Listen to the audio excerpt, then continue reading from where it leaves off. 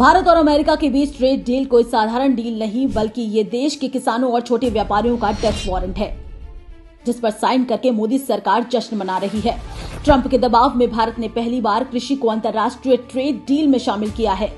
To be signed with India sometime soon. Yeah. Will that stand now? Yeah, and on the decision, changes. Nothing changes. No, nothing changes. They'll be paying tariffs, and we will not be paying tariffs. They'll be paying tariffs, and we will not be paying tariffs. Our deal with India is they pay tariffs. This is a reversal from what it used to be. अब अमेरिकी मक्का, soybean और dairy products के लिए भारतीय बाजार खोला जा रहा है, वो भी 0 टैरिफ पर। इससे स्थानीय किसानों की फसलों के दाम गिरेंगे और किसान आत्महत्या को मजबूर होंगे। वहीं दूसरी तरफ इस डील से अमेरिकी कपास सस्ते दामों पर भारत आएगी, जिसके बाद भारत में कपास उगाने वाले किसान की कपास खरीदने वाला कोई नहीं होगा, तो कपास किसान भी आत्महत्या को मजबूर होगा।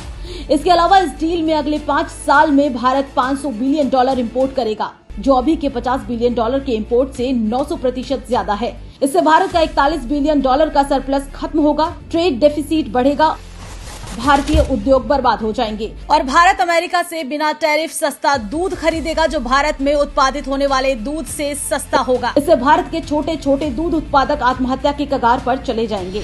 सवाल ये है कि क्या डोनाल्ड ट्रंप को खुश करने के लिए भारत के हितों से समझौता हुआ? क्या देश के हितों को अनदेखा कर प्रधानमंत्री नरेंद्र मोदी ने अमेरिका के सामने सिर झुका दिया? ये सिर्फ डील नहीं, बल्कि भारत की संप्रभुता पर हमला है।